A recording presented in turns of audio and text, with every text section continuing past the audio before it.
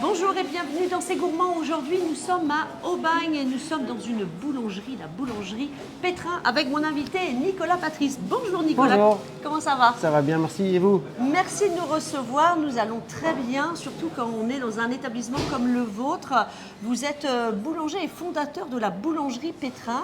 Oui. Vous avez changé de métier. Oui. Ça a ouvert en mars 2023. Pourquoi avez-vous décidé de changer de métier Bonne et de question. devenir boulanger? Mais pourquoi pas? Parce que, effectivement, c'est ma troisième vie professionnelle. J'ai une première carrière dans l'industrie de la musique à Paris, puis après j'ai fait de l'immobilier pendant 8 ans à peu près, à chaque période. Et puis, à ce stade de ma vie, l'envie d'ouvrir un projet personnel, de cultiver des plaisirs simples, de redonner du sens, de travailler de mes mains, d'avancer dans un sens différent, nouveau, d'explorer des choses, m'a donné envie d'ouvrir un projet comme celui-là. J'avais pensé à autre chose dans le centre de Marseille, mais la vie a décidé que je m'installe là, dans un endroit plus grand, et pas à Marseille, mais pour mon plus grand bonheur. Un atelier qui est ouvert où effectivement les clients peuvent voir les boulangers travailler, sentir l'odeur du pain. Ça fait aussi partie de ce concept. J'ai été attaché à l'idée d'avoir un laboratoire ouvert vraiment sur l'espace de vente et qu'on essaie de, tant que faire se peut, communiquer le plaisir qu'on prend à travailler et qu'on retrouve un plaisir global de part et d'autre du comptoir. Donc j'étais vraiment sensible à ce que tout l'espace soit visible et que les clients puissent donc partager notre travail.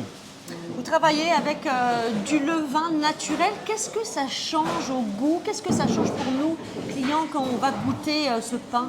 Eh bien, le levain naturel, à contrario d'un ferment type levure, donne un caractère au pain.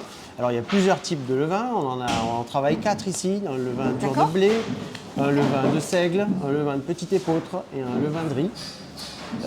Évidemment qu'on emploie selon les produits qu'on a envie de faire aboutir et donc ça confère autant d'arômes que de la conservation, que des nutriments, que de la digestibilité et c'est aussi une manière beaucoup plus authentique de préparer nos pains et c'est le choix que j'ai fait, peut-être pas meilleur qu'un autre mais c'était le mien et on l'aime. Et nous également, nous l'aimons. Merci beaucoup Nicolas. Merci infiniment. C'était un plaisir de partager ce moment avec vous. Et nous, on vous dit à très bientôt pour de nouvelles aventures gourmandes. Ciao, ciao.